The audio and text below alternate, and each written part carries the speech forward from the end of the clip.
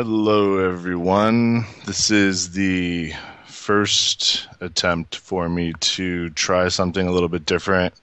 It's going to be the first installation of DB After Dark. So about Thursday at 12:02 in the morning already on the East Coast. So we're going to go into a little bit more about what Monday's show was, where me and L. Deeds talked a bit about opening the primary, trying to get some pressure going in that regard, and also talk about a few other things going on in regards to this crazy election cycle.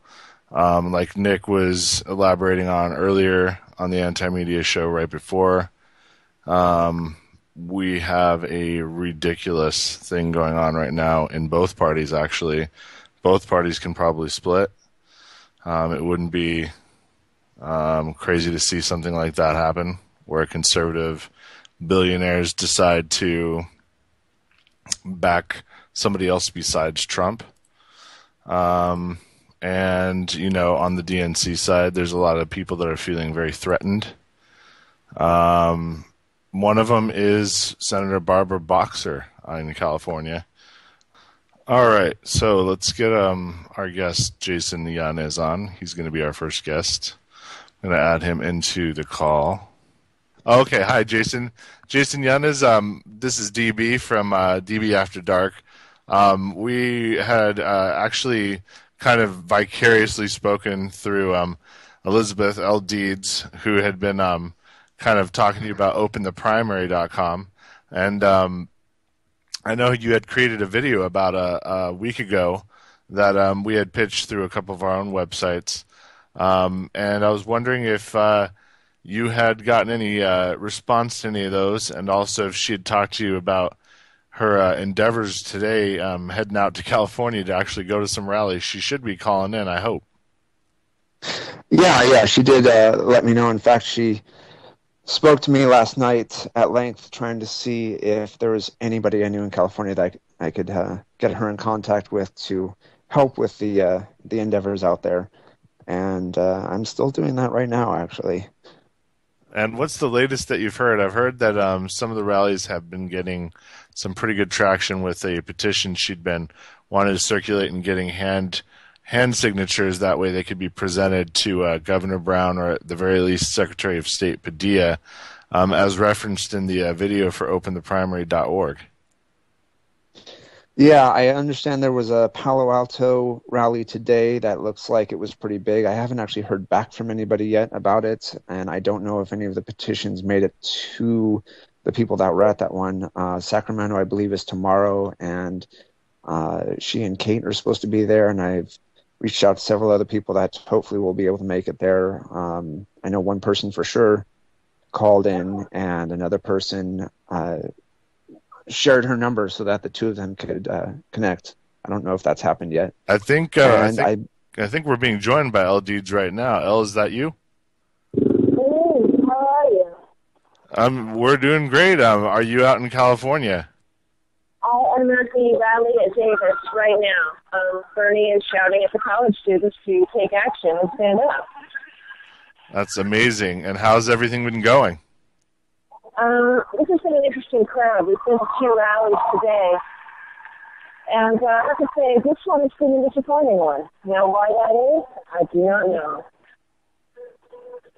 How has the response been to the idea of getting these primaries to be done completely in an open fashion?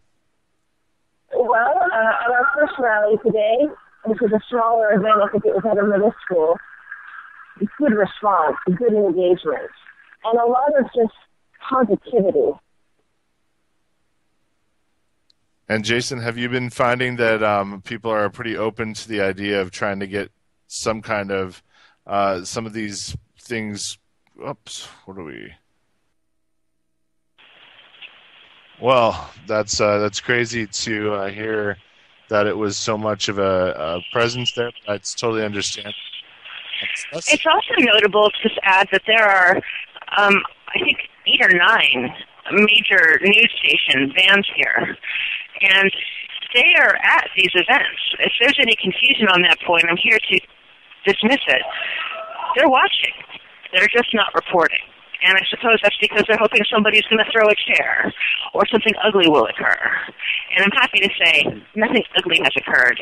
What's been dismaying about this college crowd, however, is how I'm trying to find a way to put it other than disengaged and uninformed, because we're talking about the future, but most every person I spoke to here, well, easily two-thirds, didn't understand the open versus closed primary detail, didn't understand the importance or need to instruct their representatives by placing their very peaceful protesting signature on this document. And the amount of "I'm good" I heard in response to, our pitch, which is, do you want more democracy? Do you think it's ridiculous, wrong, blatantly needs to be called out, what's happening in this election, and specifically in California before it happens? The glazed looks in their eyes, the "I'm goods," the focus on their phones. I don't want to sound like somebody saying, get off my lawn, you kids, but it's our team out here today has been regrouping about this issue throughout the hours. What appears to be it's worrying. What's the consensus going forward that's going to be more effectual? Are we looking towards regrouping towards something at the DNC? And Jason, I know you're in Nevada. Is there anything going on now after the absolute circus that convention was to get traction going forward to put pressure on either the DNC there or just kind of separating it up somehow? Well, I can say that it feels, and I've heard this from a few people now, as much as we wanted to fight back, and basically my hope was to try and get the DNC to reconvene the convention to finish the business that was left on the table, because there were motions that were left on the table at the point that Roberta Lane adjourned. And it would seem that any follow-up is not going to happen. At the very least, it's not going to reconvene, that's for sure. I understand that there are some people that have lawyers involved and the talk of lawsuits about what happened, but nothing to actually really go in there and try and reverse what happened. It feels like kind of a lost cause at this point, and everyone's focusing on going to national now and trying to make sure it doesn't happen there. Interesting. I mean, it's just come down to a time frame thing. I mean, Bernie's been building and building and building. What does Bernie have to end up at to make this contested? Is it going to happen? Is the feeling on the ground there, Elle, that it's going to be there as far as votes? And, Jason, knowing your background and looking into some of the videos you've made in the research, do you even think that anything like that's going to be allowed, or is that going to be something circumvented? Well, I'm sure that after what happened here in Nevada and all the press that the whole, what they're calling Bear Gates and the reports of violent behavior and everything like that that have been going on, there's going to be a more significant security presence. I understand that they're talking about changing the rules to basically not allow any auditory outbursts of any kind. I don't know if they're moving forward with that at this point. I've just been hearing whispers and seen a few articles hinting at that possibility. One thing that I'm really pushing for is I'm trying to get in touch with as many of the delegates as possible that are going to be able to make it. And I want to teach them everything that I've been teaching myself over the last few weeks about Robert's Rules of Order and parliamentary process, so that they understand the language of the way everyone's going to be talking at the conference, the way the business will be handled, so that instead of being ignored when we have the need for an emotional outburst, we can calm down, we can regroup, and we can send somebody up to the front to make sure that our emotions are being heard, and that when they try to break the rules, that we can call them out on it and force it to be addressed, and that nothing's going to be left on the table, that all the business will be handled, and as much as possible that we can make sure that everybody is treated fairly and that all our voices are heard as needed. Absolutely. It's so important, Jason, and I want to commend you for the will to empower through information. It's obvious that that is what is stopping us from engaging fully with this process. They wield these rules. And I'm sorry, I'm watching the crowd leave, and it's a kind of heartbreaking sight. This does not look like a rally. It may sound loud. Yeah. People have their heads down. I want to touch on what you were saying earlier about all the I'm goods and the staring at the cell phones and not really paying attention to what's going on. It does really seem that there are an absurd amount of people that don't understand the process, just the basic process of how their own state votes, whether it be a caucus or an open or a closed primary. I will admit that when I started this process at the initial precinct caucus level, I wasn't really aware of what we were doing. I thought I was going in, I was going to place my votes and be on my merry way, and they started asking for delegates for state. So, and I wrote a whole story about this elsewhere on Facebook, but basically I agreed to volunteer as a delegate for state, and I was selected, and I went, and again, I just felt that I was there to be a body in a chair and place my vote and listen to how things happened and then go about my merry way. And then there were that was for county, and then there were elections for state, and I was chosen as an alternate. And once again, still, I hadn't done the research because things seemed to be going well, and I went in, and I thought I was just a body filling a seat, casting a vote, and listening to what was going on, not entirely understanding. But I got more involved because somebody asked if we could live stream for them because they couldn't make it and they wanted to see what was happening. And for that one person, I started the live stream, and as more people came in, they asked what was going on, so I recapped, and I started doing research while I was running Periscope on my tablet and researching on my phone and learning more and more. And since then, I've been learning volumes of information, and as I talk to more people about what they know and what they think about what's going on, it's absurd that the number of people out there that are, even the people that are involved in the process, not even counting the people that aren't even coming out to vote, they don't know what's happening. They don't know what they're doing or why they're doing it or what effect it has. And I realized, having gone through the school system in California, that's where I was raised, nothing about this was taught. It was never brought up. And I think it's a huge failure of the system that we don't even know how we elect our own officials or how they represent us, so that when it comes time for us to make a difference, we're dumbfounded. We're sheep because we don't know how to be anything else. And it's sad, and I know you're seeing it firsthand, and it's got to be heartbreaking. I wanted to come on this podcast with I didn't want to bring heartbreak, but I have to admit that is my feeling. Even say to these students, the vast majority of them are, we don't want another New York. We want to prevent another Nevada. And to still fail to see the connection in their eyes or the interest in raising their voice in such a neutral and passive way, honestly. It's your signature. It's not a contract of marriage. It's just your name asking the governor and the state secretary to defend voting rights. You're not actually taking a risk. The risk is in failing to raise your voice. And to have that schism while we're being exhorted from the stage to stand up and fight and unite, and how does change occur? And if politicians do not listen to their constituents, they will become unemployed. These are virtual quotes in the background of the conversations, the dozens, if not 100 or more futile conversations I had this afternoon. And it did break my heart. Going back to what you said, Jason, about learning so many things, what's the number one thing you've learned through this process? Because I know going through our own caucus process here up in Minnesota, and where your voice is immensely powerful at a community level, where you can sway a county with one vote. What's the number one thing you've learned going through this process in Nevada through the delegate process?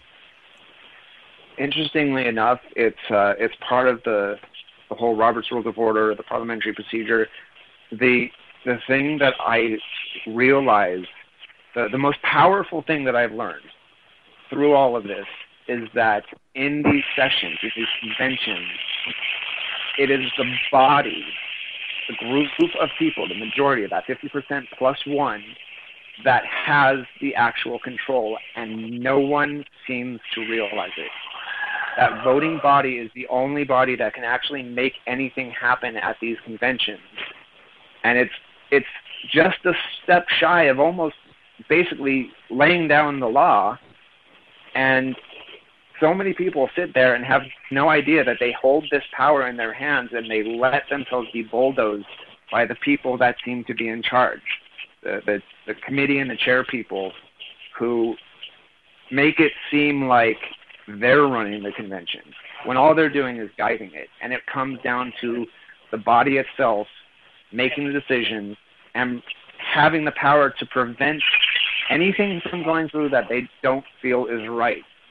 And I can't stress it enough. For all the delegates, all the people that go to these events and sessions, if they just know that one simple thing and some basic rules of how all of this works, they could change everything. Absolutely. I mean, one thing I've noticed through this whole, especially with Bernie Sanders, and not just him, it's with Jill Stein, and it's with Johnson, and it's with anybody that's not establishment party, which is DNC and the GOP, essentially. There's a youth movement going on. That's what we're starting to see. I mean, you're a pretty young guy. I'm a pretty young guy. I mean, we're seeing a lot of 20-year-olds now that are delegates. There's people in their late 20s running for seats. I mean, this is starting a new movement. On the ground over there, I mean, you're seeing a lot of students that are apathetic, but is it also another movement there? Because, Davis is kind of conservative, but it is close to the Bay Area and Berkeley. Yes, it is. And I suppose your comment that this is a conservative area, I have to take that at face value. I only ever drove through Davis before. So if the question is, do I see some other... I saw some high school kids out here advocating for a proposition or two. They were willing to talk. They had some spark in their eye. I didn't meet everybody in this crowd of perhaps 5,000 or fewer. It didn't seem like a big event to me. But, I met a sample. I chose across demographics as far as they were available.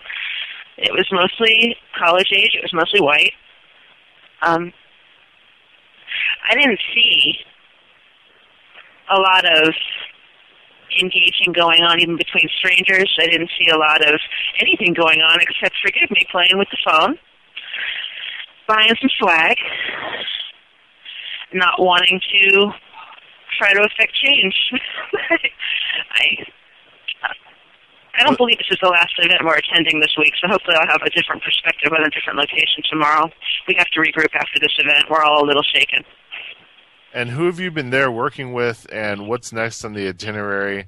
And lastly, what other activist groups, if any, were there? As I said, I engaged with a couple of high school students who are advocating for Prop A. I believe that was Prop A. I didn't keep their materials so they could give it to someone who could actually vote on it. They were seeking something about student housing, as I recall. So they were looking into their own future. That was exciting and cool. They wanted to sign our petition. They wanted to talk about what had happened to the right to vote in California. They understood the connection being made with New York, but again, they were 17, 16 years old. So I don't know, do we skip a generation? Could have happened. I don't know. That would be weird. Maybe the advent of the internet got it one section. Jason, any local issues in your community, particularly you're going to be bringing to the table at the convention that you want to voice, or essentially what will be your role when you go? Or are you going at all? I do have a GoFundMe right now to try and get there. I'm about $500 into my. I think I'm up to a $5,000 goal, but that includes getting some extra gear and everything because I did not get selected as a state delegate. Unfortunately, I signed the form basically pulling myself out of that race because I did not believe there would be any way that I could make it.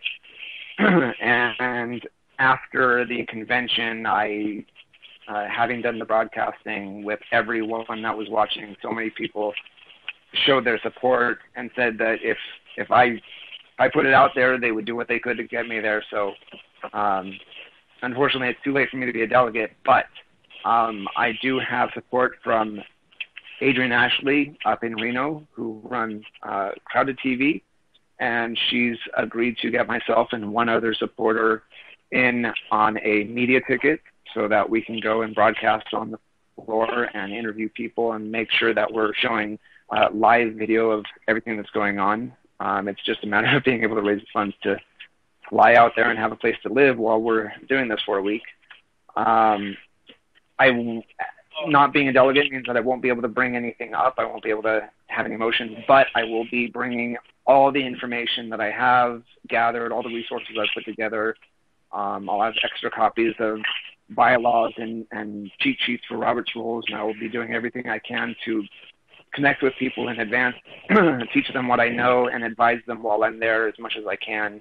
I've also been working with with a parliamentarian who has agreed to answer any questions that I might have, both while I'm there and beforehand in preparation. So I'm just going to do what I can to broadcast everything as I did at the convention here in Nevada and make it available to the entire world to see. And I'm going to be asking people to copy my feeds and share them and mirror them everywhere, so nothing can be taken down, nothing can be edited out of context if at all possible.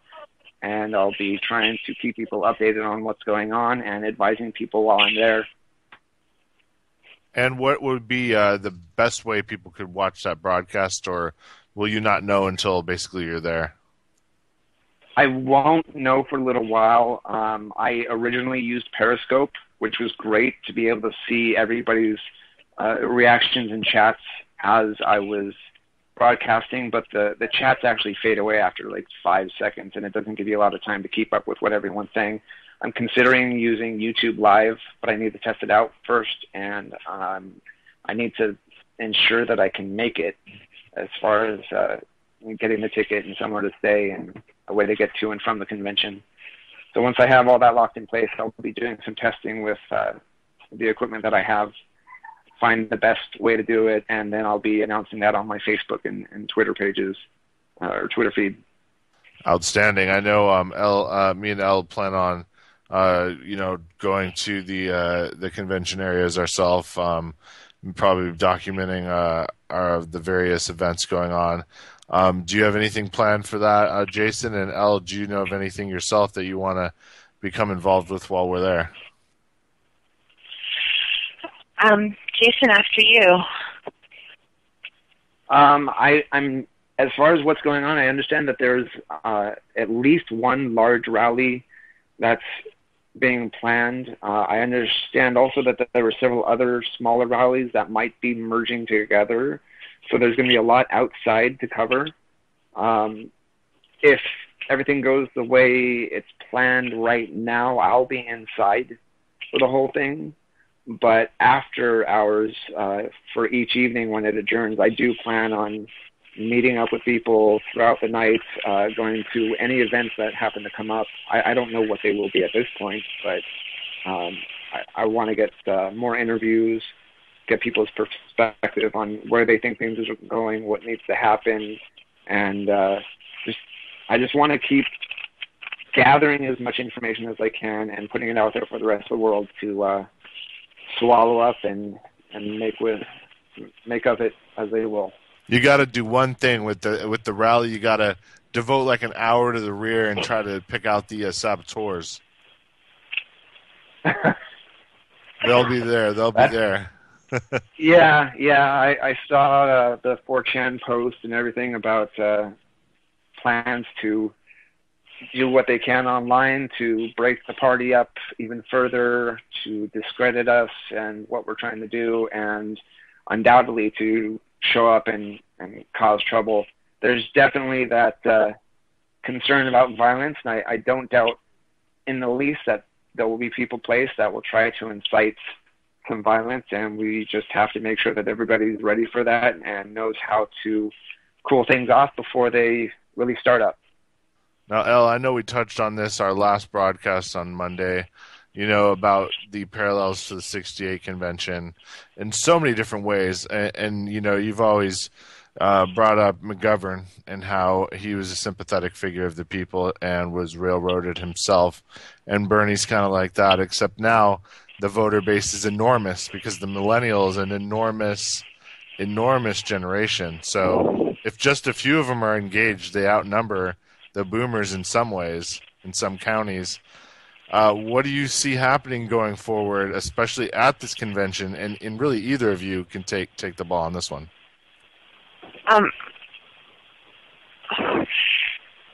My fear is that the pattern of voter suppression, which is intended to undo that strong millennial etc. vote, it's plainly working. They are stealing this. They will, in all likelihood, steal California. I hate to say it because I've been literally breathing to try to prevent that with my team here. I expect an explosion of rage and frustration, and I don't expect it'll be only bad actors enacting violence. And I'm extremely concerned about what's going to occur. I guess the other thing I wanted to touch on, since you brought up McGovern's failed candidacy, despite his popularity, the architecture that's been put in place since his era, I'm not saying it was a perfect system before, but it's so powerfully entrenched now. My remarks are colored by the encounters I've had over the past few hours at this event. They want him to win. They hope he will. They're cheering for him, and they're buying the shirts. But they're not picking up the baton that he waves at every one of these speeches. He even used the phrase himself tonight, "March on Washington." What was the response in the crowd? Not much. Wow. So Bernie's really, putting the pedal to the metal, and maybe that's what he needed to do, and he sees now that he's going to get, it taken away from him when he really did win a legitimate victory. I mean, I'm looking at some of these numbers in California, which should show that he could make it at least contested. Bernie would win with independents 68 to 26, anyone younger than 45, 66 to 30, and if you're a first-time voter, 72%. He would even win 49 to 46% over Clinton with Latinos, and this is from U.S. Uncut. So where does she even have a lead? And where is this massive voter block? I mean, can anyone answer that in reality, not only this state, but in any state? I mean, it seems to me like the exit polls need to probably be counted by hand in every county where there was any kind of a dispute. If they do exit polls. And maybe it needs to be done. Well, they're not. And that's a question that I'd like to ask the Young Turks. Why do we need ABC to do it? Exactly. I mean, U.S. Uncut's pretty legitimate source for the things that are, not really being reported anywhere else. I mean, I can't even imagine what's going to be going on at this convention. Elle, any final thoughts from there on the ground? I know you're extremely tired, or do you want to soldier through till the end here? I'd like to talk with the team. I haven't had a chance to download with them. And I guess the last thing I'll say is that despite the showing at Davis and I think the crestfallen expression on our faces, this still isn't over. We aren't giving up. We are delivering this petition in person to the Capitol, whether or not they make room in their schedules for us, which we've been fighting to get, getting a lot of runaround from Secretary of State Padilla's Secretary Lark, getting a lot of technological challenges in how we submit the request to Governor Brown's office. Whether or not they make time for us, we're assuming they want to hear what the people think, and they want to know what to be told to do, because after all, that is the way government is supposed to function. So this whole effort is predicated upon the belief that people are still basically good. And if it's presented reasonably, they will be challenged. Governor Dave Brown was 60s radical himself. We're hoping to reach that thing inside him. I'm sure Roberta Lang at one time was a completely dedicated civil servant with a crystal clear conscience. And the calling out part of this is where we're trying to remind them what they are actually hired to do.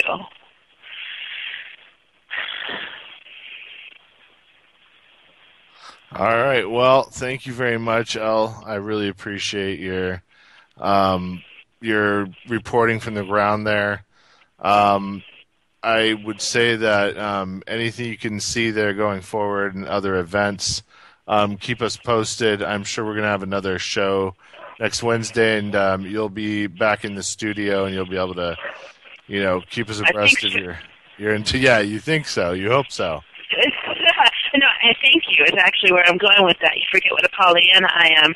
I just wanted to punch a point that I might have missed earlier in the broadcast, which is we've taken the petition online as well. There's a moveon.org petition now. And if you haven't shared that link, Phoebe, I know I sent it to you earlier. If you could give it a little oxygen, it can only help. And can you, I know it's probably way too long of an address to put out there. It's essentially asking... If you just look up Open the CA Primary on MoveOn, you'll find it. Open the CA Perfect. Primary. Thanks, Yep. Jason. And everybody listening, if you're in a mood to have your voice piled on top of other voices, I see that it's been getting some traction now, and people are going to these sites and adding their name to the list. Best bet is still what's going on at opentheprimary.org, right, Elle Dietz? Absolutely. We operate if its success were assured because we know that this change is essential. Perfect. Anything to add to that, Jason? I'm running out of steam here pretty soon, and I know Elle is too. Anything you want to end the show with before we sign off here? Wow. I've been reading a lot today. One thing that after meeting Elle the first time and talking to her, one of the things that I've been bringing up with people is that they can't just assume that the ballots are going to be sitting there waiting.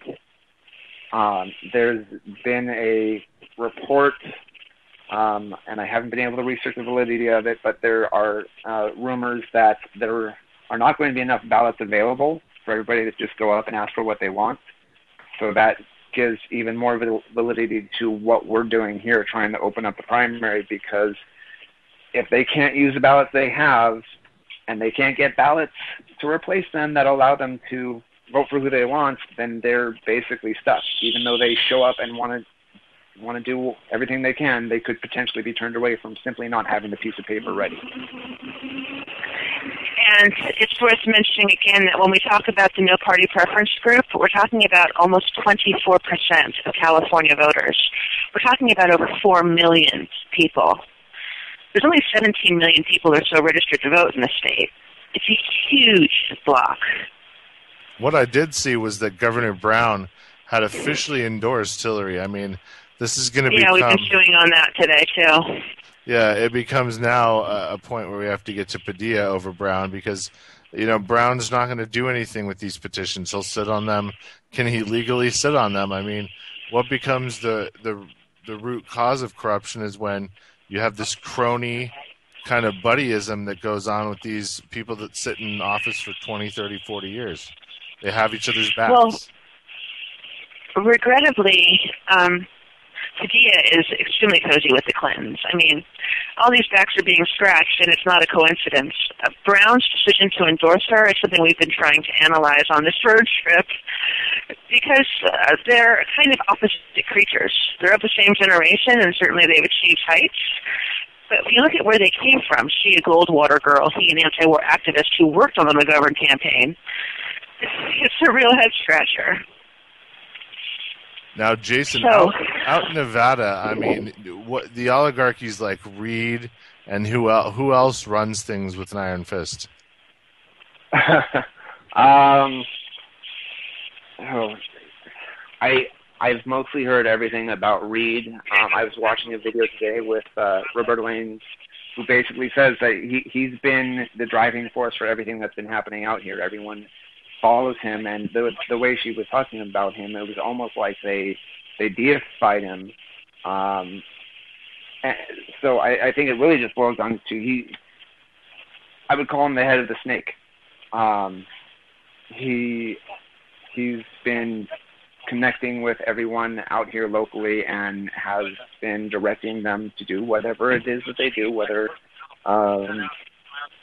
it's legitimate or not. And I think he's been the biggest problem, which is a real shame because a long time ago when I first moved out here, I was actually I was supportive because I happy to see a Democrat reach the level of power that he had. And unfortunately, it seems that either my trust was misplaced or corruption got hold of him.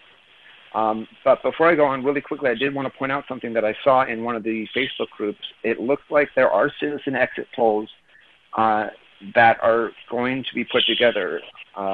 There's a website called electiondefensealliance.org, and they are bringing volunteers together to try and do citizen exit polls in California for the June 7th votes for the primary. So hopefully, even if ABC or the Young Turks or whomever are not able to pull this off, we might have at least some exit polls to look at if they're able to make this happen. Well, Jason, if I could interject, I made contact with a Young Turks producer at the earlier event today, and obviously activating that tenuous connection virtually immediately is critical. I'd like to talk with you a bit about that. Is that going to be possible a little bit later? Sorry, you broke up a little bit there. I'm sorry. I'm asking if it's okay for me to give you a call in an hour or so. Oh, yeah. That's fine. Would Can I call you? would theoretically the AB 120 provide money for said hand count? It's $16 million. I'm going to say yes. So there really should be no opposition or hurdles to get through, except for somebody. If they had an argument based on cost, it's negated. Exactly. So maybe that needs to be part of a new push too, as well, going forward. Yeah, absolutely, and that is part of our phrasing of the petition and these letters.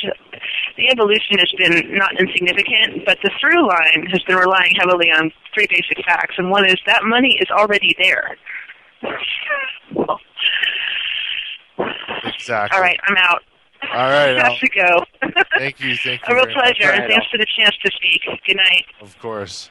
And Jason, is there anything, we have about 10 minutes left, anything you wanted to get out there as far as future work going or issues that you were interested in getting out there for our listening public? Just, educate yourself. Everybody, at this point, everyone's got some way to get on to Google and start researching everything happening around you. There's no reason not to understand what's happening in front of us. Sticking with the mainstream media means that you're never really going to be truly informed because they have their own agendas. These are companies. Companies don't do business for the good of mankind. They do business to make money. And so whoever's paying them is going to have a say in what they cover, and you can't trust that. You need to go out there and find the information for yourself.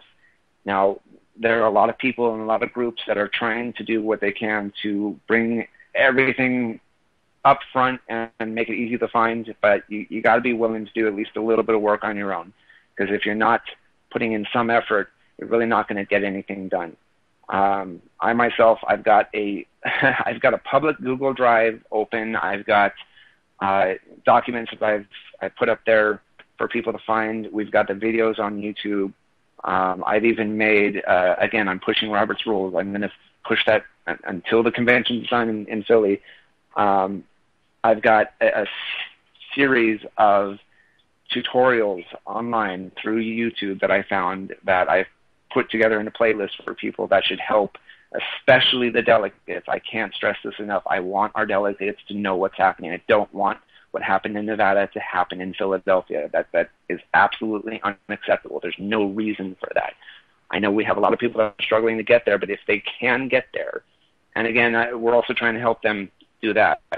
And that's but part if of they can get there, they need to know what's going on. And that's part of the game too, Jason. It really is. It's trying to make it so that it's just inexpensive enough for people that do become involved in the process to where they can't really continue on to where it really counts and be involved in, critical issues that could be swayed by 10, 20, 30 votes. It's crazy how that game is played where all boils down back to money. I mean, that's just all it is. Yeah, and that's exactly why I'm not a delegate going to national at this point. I mean, besides the fact that there would be an election, I'd actually have to be elected for it. But I didn't even try because I didn't think there would ever be a chance of me being able to afford that. I'm a father with 4 children here at home, and my fiance, and we are all living on my income right now. She stays home and takes care of all the kids. And with what I make, it never seemed feasible for me to even get to Philadelphia, let alone be able to afford to stay there and get the gear necessary to continue broadcasting. So I didn't even try, and I definitely regret that. Thankfully, through sites like GoFundMe, a lot of the delegates who did get elected and didn't have the means to get there themselves, they are finding the funds through small donations, very much the same way Bernie's campaign is working, just hundreds to thousands of small donations, giving them what they need to supplement the money that they had, if they had any money, to get out there and make sure that they're a part of this. Crowdfundingocracy, that's the future of our democracy. Getting people, getting small people, small parties, small representatives, the money they need to actually become big enough to represent their own communities. And, once you get to that point where they're actually in those positions, it's not a bad salary. I think it's like an $86,000 a year job or something to start. So, yeah. But we want the right people in there. That's a good living for them that aren't going to be shaken with these loans and the graft and the basically the blatant corruption going on. So thank you so much, Jason, again. Do you want to give everyone your information again one last time before I let you go? And thank you so much for calling or actually taking my call tonight. Sure, absolutely. Again, the handle to remember is PhoenixFX. It's FENYXFX. You can find me on YouTube, Twitter. You can find me on Facebook, GoFundMe. Like I said, I'm also raising money to make sure I'm out there so that I can broadcast all of this. I've been making all of my Facebook posts public at this point, so all the information I talked about, being able to find the Google Drive site, the playlist on YouTube, everything should all be available if you just search for that handle. And yeah, again, I want to thank you very much for having both of us on and doing what you're doing and keeping the information flowing for everybody. Absolutely. Thank you so much. Again, that was Jason Yanez, and he has a handle FENYXFX, PhoenixFX. Thank you so much, Jason. Thank you.